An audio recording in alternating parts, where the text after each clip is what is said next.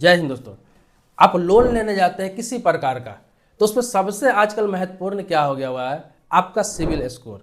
इसके अलावा बहुत सारी चीज़ों में सिविल स्कोर देखा जाता है, चाहे आप क्रेडिट कार्ड ले रहे हैं या फिर कोई चीज़ फाइनेंस करा रहा है, तो सिविल स्कोर जो है, जिसे क्रेडिट स्कोर भी कहते हैं, ये बहुत आज के डेट में मायने रखता है। अब बहुत सारे लोग ये जानना चाहते हैं जिनके पास 2 बैंक अकाउंट रहता है, 3 बैंक अकाउंट है, 4 बैंक अकाउंट है, सेविंग अकाउंट, करेंट अकाउंट, कुछ भी हो, तो उसमें क्या है कि बहुत सारे लोग अकाउंट को छोड़ रखे होते हैं।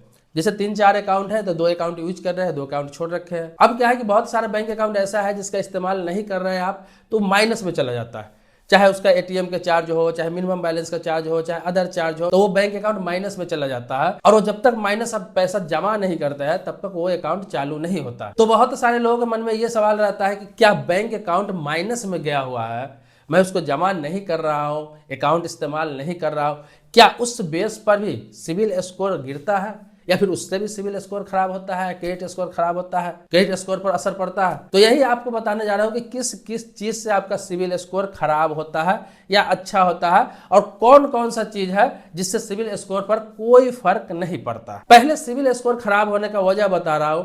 सबसे पहले क्या होता है कि आपने किसी प्रकार का कोई भी लोन ले रखा है, चाहे वो छोटा हो चाहे बड़ा हो, चाहे आपने मोबाइल ले रखा है, बाइक ले रखा है, कार ले रखा है, होम लोन ले रखा है, पर्सनल लोन ले रखा है, बिजनेस लोन ले रखा है, ग्रुप लोन ले रखा है, किसी प्रकार का, चाहे वो 5,000 का ही लोन क्यों ना हो, किसी फाइनेंस कंपनी से हो चाहे बैंक से हो, कहीं से भी हो, उससे कोई मतलब नहीं है। उससे क्या है कि उसमें जो ईएमआई आपका बनता है, चाहे वो ईएमआई 50 रुपया का हो चाहे 50,000 का हो, वो ईएमआई जब आता है जिस डेट पर, उस डेट पर आप जमा नहीं करते हैं, आपके अकाउंट में पैसा नहीं होता है, और वो क्या होता है, बाउंस हो जाता है, और आप 2 दिन बाद, 4 दिन बाद, 5 दिन बाद जमा करते हैं। तो सिर्फ 2 दिन लेट होने से, 4 दिन लेट होने से, 5 दिन लेट होने से पेनाल्टी तो आपको लगता ही है।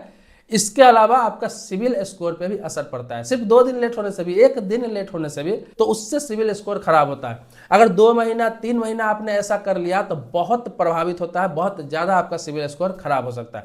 तो कोई भी ईएमआई जो है ना, उस समय पर जमा करने का प्रयास करें। बहुत सारे लोगों को यह धारणा है कि 3 किस्त हम नहीं देते हैं, 3 ईएमआई नहीं देते हैं तो एनपीए में चला जाता है, नॉन परफॉर्मेंस एसेट, उसके बाद सिविल स्कोर पे असर पड़ता है। ऐसा नहीं है, उसके बाद तो आपका सिविल स्कोर बहुत ज्यादा डाउन हो जाता है। आप सोच भी नहीं सकते हैं, वो 200 से 250 तक माइनस हो सकता है। लेकिन सिविल स्कोर जो खराब होने का है, तो ये सिर्फ ईएमआई लेट करने से भी खराब हो जाता है। दूसरा क्या है कि इसी प्रकार से अगर क्रेडिट कार्ड आपके पास है, किसी प्रकार का क्रेडिट कार्ड है, किसी बैंक का है, किसी कंपनी का है, और क्रेडिट कार्ड का बिल भी आप समय पे नहीं जमा करते हैं, तो सेम प्रोसेस लागू होता है। जैसे लेट होगा आपका सिविल स्कोर घटता जाएगा। अब बहुत सारे लोगों के मन में यह धारणा है कि जब क्रेडिट कार्ड का बिल आता है तो 2 तरह का बिल आता है। एक होता है मिनिमम बिल पे करने के लिए पहले आता है, जैसे कि आपका 50,000 का बिल हुआ तो आपको पहले आ जाता है कि 2,500 रुपये आप पे करिए, उसके बाद आराम से पे कर सकते हैं। तो क्या है, 2,500 आप पे कर देते हैं, उसके बाद क्या सोचते हैं कि अरे आराम से करेंगे, डेट भी फेल हो गया तो आपको बता दूं, तो इसमें आपको 35 से लेकर 45% तक इंटरेस्ट तो चलता ही रहता है। मतलब महीने का 3%, 3.5% तक इंटरेस्ट तो लगता ही है। इसके अलावा आपका सिविल स्कोर भी बहुत ज्यादा प्रभावित होता रहता है, साथ साथ में सिविल स्कोर खराब होता रहता है, क्योंकि क्रेडिट कार्ड का जो बिल जमा करने का टाइम रहता है, उससे अगर लेट करके बिल जमा करते हैं तो पेनाल्टी तो लगता ही रहता है, आपका इंटरेस्ट तो चलता ही रहता है, आपका सिविल स्कोर भी प्रभावित होता रहता है। तो इससे भी सिविल स्कोर खराब होता है। तो इन चीजों का भी आप ध्यान रखेंगे। आगे क्या है कि लोन में गारंटर बनना। कोई व्यक्ति होम लोन ले रखा है, बिजनेस लोन ले रखा है, या फिर किसी प्रकार का जब बड़ा लोन लेता है तो किसी न किसी गारंटर की जरूरत पड़ती है। तो गारंटर कोई व्यक्ति बनता है, तो आप देखते होंगे कि गारंटर का भी एक आईडी जरूर लगता है, चाहे उसका आधार लगाया जाए, चाहे उसका पैन का कॉपी लिया जाए, कुछ ना कुछ एक डॉक्यूमेंट्स उनका भी लगता है। उससे क्या है कि उनको भी उसमें लिंक कर दिया जाता है। किसी भी बैंक का किसी भी लोन में, किसी भी व्यक्ति के लोन में आप अगर गारंटेड बन गए हुए हैं, तो जब तक वो व्यक्ति का लोन चल रहा है आप भी रिस्क पे चलते रहते हैं। मतलब कि अगर वो ईएमआई टाइम पे नहीं जमा कर रहा है, लेट कर रहा है, सिविल स्कोर जितना उसका घट रहा है आपका भी घट रहा है। अगर वो डिफॉल्टर हो गया तो आप भी डिफॉल्टर माने जाएंगे, अगर वो एनपीए में चला गया तो आप भी एनपीए में माने जाएंगे। आप अपने लिस्ट में देख सकते हैं, मैं एक प्रॉपर वीडियो बना चुका हूं कि आप देख सकते हैं कि किस लोन में आप गारंटेड बने हुए हैं, कितना लोन आप पर चल रहा है, ये आप अपने फोन पे से चेक कर सकते हैं। उसका लिंक इस वीडियो के डिस्क्रिप्शन में डाल दूंगा, तो जाकर आप देख सकते हैं। तो आपको बता दूं कि आप किसी के लोन में गारंटेड भी बने हुए हैं, सिर्फ गारंटेड बने हुए हैं, तो उससे निर्भर करता है कि वो कैसे लोन चला रहा है। वो अगर गलती कर रहा है तो उसका परिणाम आपको भी भुगतना पड़ता है, क्योंकि गारंटेड बनने का मतलब एक तरह से आप भी देनदार हो जाते हैं, आप उसके गारंटी ले रखे होते हैं, इसीलिए सिविल स्कोर उस पर आधारित हो जाता है। उसका खराब होता है तो आपका खराब होता ही है, अगर आपका किसी लोन में खराब हो रहा है तो दोनों को मिला के आपका और ज्यादा खराब होता है। तो ये बहुत बड़ा रिस्क है। तो किसी का गारंटर बन रहा है तो अच्छे व्यक्ति का बने, जिसका ट्रैक रिकॉर्ड अच्छा हो, जो आपके जानने वाले हो, आपके परिवार के लोग हो, आपके रिश्तेदार में हो, या फिर आपके खास लोग हो जिसको आप व्यक्तिगत रूप से जानते हैं कि अच्छे व्यक्ति है, सही समय पर पैसा जमा कर सकता है, उसी का गारंटर बने। सबका गारंटर किसी भी चीज में ना बने। आगे क्या है कि बार बार आप सिविल स्कोर चेक करते हैं। जितनी बार आप सिविल स्कोर चेक करते हैं कुछ परसेंट सिविल स्कोर आपका कम होता है। जितना बार आप चेक करते हैं तो सिविल स्कोर चेक करने से भी सिविल स्कोर कम होता है। सिविल स्कोर कब चेक किया जाता है? जब आपको जरूरत है कि लोन मुझे लेना है और सिविल स्कोर मुझे चेक करना है, तो वो बैंक द्वारा या फाइनेंस कंपनी द्वारा सिविल स्कोर अगर चेक किया जाता है तो उस समय आपको ज्यादा प्रभाव नहीं पड़ता है। दूसरा क्या है कि आप लोन लेने वाले हैं या फिर लोन लेने जा रहे हैं, उस टाइम आप एक बार सिविल स्कोर चेक कर सकते हैं कि मेरा सिविल स्कोर कितना है। तो कुछ पॉइंट अगर घट भी जाता है तो आपको ज्यादा फर्क नहीं पड़ता है। लेकिन उसी को बार बार 4 बार 5 बार डेली बाय डेली आप सिविल स्कोर चेक कर रहे हैं, तो अगर 5 पॉइंट भी डेली गिर रहा है तो आपको 10 दिन में 50 पॉइंट कम हो जाएगा। लेकिन लोन लेने जा रहे हैं उससे पहले आप सिविल स्कोर चेक करते हैं तो 5 पॉइंट अगर गिर भी गया, मान लीजिए 750 आपका सिविल स्कोर है, 5 पॉइंट गिर भी गया तो 745 हुआ, तो भी आपका बेहतरीन सिविल स्कोर है, तो फर्क नहीं पड़ता है। तो सिविल स्कोर तभी चेक करें जब आपको कहीं लोन लेना हो या फिर लोन की जरूरत नहीं है, आपको ऐसे कभी चेक करना पड़ जाए कि महीने में 2 महीने में मैं एक बार चेक कर रहा हूं तो कोई फर्क नहीं पड़ता है।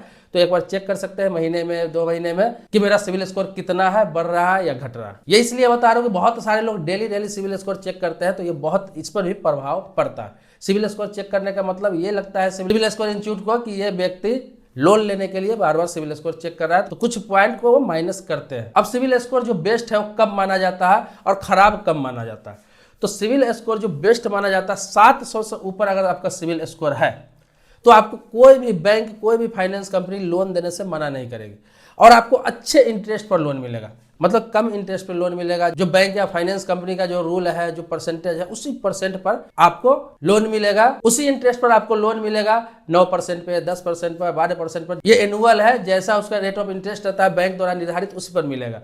लेकिन वही सिविल स्कोर आपका खराब है, 700 से नीचे है, 650 है, 600 है, 500 है, तो इसमें क्या है कि ये नहीं कि लोन नहीं देगा, बहुत बड़े बैंक तो देगा ही नहीं आपको। जैसे HDFC हो गया, SBI हो गया, ICICI बैंक हो गया, पंजाब नेशनल बैंक हो गया, केनरा बैंक हो गया, ये सब लोन तो देगा ही नहीं आपको। फाइनेंस कंपनी कोई लोन आपको देगा, फाइनेंस करेगा। तो कम सिविल स्कोर पर जो लोन मिलता है उसका परसेंटेज बहुत ज्यादा हाई हो जाता है। जैसे आजकल फेमस है कम सिविल स्कोर पर लोन देने के लिए IDFC बैंक, वो आपका 550, 600 भी सिविल स्कोर है तो वो आपको लोन दे देता है। कैसे देता है? जैसे आप बाइक लेने गए, कार लेने गए, या फिर मोबाइल लेने गए, या फिर किसी प्रकार का पर्सनल लोन ले रहे हैं, वो मना नहीं करता। वो देखता है कि हमारे बैंक का रेट ऑफ इंटरेस्ट क्या है। अगर एनुअल उसमें 12% रेट ऑफ इंटरेस्ट है, 13% रेट ऑफ इंटरेस्ट है, तो आपसे वो 18%, 20%, 22% चार्ज करेंगे। आपको सीधा कह दिया जाएगा कि आपका सिविल स्कोर बहुत बुरा है और आपको इतना परसेंट पर लोन मिलेगा, मैं कर दूंगा, दूसरा बैंक तो आपको करेगा नहीं, लेकिन परसेंटेज ये लगेगा और आपको लेना पड़ेगा। तो सीधा 1.5 गुना या 2 गुना आपको रेट ऑफ इंटरेस्ट देना पड़ेगा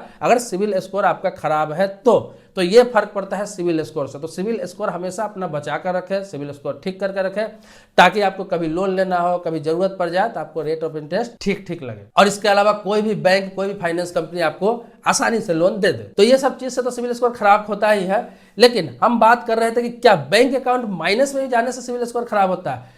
तो जिस चीज से खराब होता है वो सारी चीजें मैंने आपको बता दी, लेकिन बैंक अकाउंट अगर माइनस में जाता है तो उससे सिविल स्कोर पर कोई प्रभाव नहीं पड़ता। अब क्यों नहीं पड़ता, इसके भी कारण है। सिविल स्कोर वही खराब होता है जहां से आपने कुछ ले रखा है या फिर किसी को दिला रखा है। जैसे गारंटर बना है तो दिला रखे हैं, या फिर लोन लिए हुआ है तो आपने लोन ले रखा है, या फिर क्रेडिट कार्ड पर आपने कुछ शॉपिंग कर रखा है, आपने यहाँ लिया ना, हर जगह ले रहे हैं आप कुछ ना कुछ। इसीलिए सिविल स्कोर खराब होता है, क्योंकि सही वैल्यू बना के आप यहाँ पे नहीं रखते हैं। लेकिन सही वैल्यू बना के रखते हैं तो यहाँ सिविल स्कोर बहुत अच्छा भी हो जाता है। क्रेडिट कार्ड का बिल आप समय पे करिए, सिविल स्कोर इतना बेहतरीन हो जाता है कि उससे बेहतरीन, उससे फास्ट सिविल स्कोर कहीं भी ग्रो नहीं करता। तो इसमें फायदे भी है, सही समय पर जमा कर रहे हैं कोई ईएमआई या फिर क्रेडिट कार्ड का बिल, तो आपका सिविल स्कोर स्ट्रांग होता जाएगा, बहुत स्ट्रांग होता जाएगा। आप देखेंगे जहां से आपने लोन ले रखा है या क्रेडिट कार्ड ले रखा है, आपके पास कॉल आना स्टार्ट हो जाएगा कि आपको 5 लाख का लोन अप्रूव हो गया है, 2 लाख का लोन अप्रूव हो गया है। बिना डॉक्यूमेंट्स के भी बहुत सारे बैंक, बहुत सारे फाइनेंस कंपनी आपको लोन देने के लिए ऑनलाइन तैयार हो जाता है, सिर्फ ऑनलाइन वेरिफिकेशन करके। तो ये सब चीज फायदे भी होते हैं, अगर सही समय पर आप जमा कर रहे हैं, सही टाइम पे जमा कर रहे हैं। तो बैंक अकाउंट माइनस जाने पर इसलिए नहीं होता है सिविल स्कोर खराब, क्योंकि बैंक से आपने कुछ नहीं ले रखा, आपका अकाउंट खुला हुआ है, आपने मिनिमम बैलेंस मेंटेन नहीं किया, उस बेस पे उसने आपका बैंक अकाउंट को माइनस कर दिया। आपका एटीएम कार्ड चार्ज लगा के उसने माइनस कर दिया, क्योंकि 2 साल 4 साल 5 साल से आप उस अकाउंट को यूज नहीं कर रहे हैं, लेकिन आपने उससे कुछ लिया नहीं, ना लोन ले रखा है, ना एक पैसा मार रखा है आपने, यहां तक कि आप उसमें पैसा रखते थे लेकिन अभी नहीं है, इसलिए आप नहीं रख रहे हैं। इसीलिए उस अकाउंट से कुछ लेना देना नहीं, उसको 2 साल 3 साल यूज नहीं करेंगे, डोरमेट हो जाएगा, फ्रीज हो जाएगा, 10 साल के बाद वो बंद हो जाएगा खुद ब खुद, लेकिन उससे आपके सिविल स्कोर पर कोई प्रभाव नहीं पड़ता है। इस चीज को जान लीजिए। एक चीज और ऐड करना चाहूंगा, बहुत सारे लोग गोल्ड लोन भी लेते हैं, तो बहुत सारे लोगों को ये भी मन में होता है कि गोल्ड रख के हमने लोन लिया है तो इसमें सिविल स्कोर खराब नहीं होगा, अगर समय पर हम ईएमआई नहीं जमा कर रहे हैं या फिर लेट से जमा कर रहे हैं तो इससे भी सिविल स्कोर खराब होता है। इसमें भी आप ले रहे हैं, आपका गोल्ड भले ही जमा है लेकिन आपने लोन लिया हुआ है, आपको यहाँ पे पैसा मिला हुआ है, आप इस्तेमाल कर रहे हैं। गोल्ड तो आपका ही है, भले ही लॉकर में रखा हुआ है लेकिन आपका ही है, आप पैसा जमा करेंगे आपको गोल्ड मिल जाएगा। ईएमआई यहाँ भी फेल करते हैं, सही समय पर जमा नहीं करते हैं, आप डिफॉल्टर होते हैं, तो इससे भी आपका सिविल स्कोर प्रभावित होता है। तो दोस्तों इसी प्रकार से आप कुछ ना कुछ सवाल करिए जो आपको जानकारी लेना है, चाहे बैंकिंग से संबंधित हो गया या कानून से संबंधित हो गया या गवर्नमेंट स्कीम से संबंधित हो गया, इन सभी चीजों से संबंधित कोई भी सवाल मन में आता है या फिर कुछ नया पूछना चाहते हैं, जानना चाहते हैं जो हमारा कंटेंट है, तो आप सवाल करते हैं तो आपके टॉपिक पर भी वीडियो बनाया जाएगा। और समय समय पर ज्यादातर जो सब्सक्राइबर होते हैं, फॉलोवर होते हैं, उन्हीं के कमेंट पर मैं वीडियो बनाता हूं, जिस पर लगता है कि वीडियो बनाने से बहुत सारे लोग इससे जागरूक हो सकते हैं, अवेयर हो सकते हैं, उनको जानकारी हो सकते हैं, उस टॉपिक पर तो मैं जरूर ही वीडियो बनाता हूं। तो मिलते हैं एक नए वीडियो में एक नए टॉपिक के साथ, तब तक के लिए शुक्रिया, धन्यवाद, जय हिंद दोस्तों।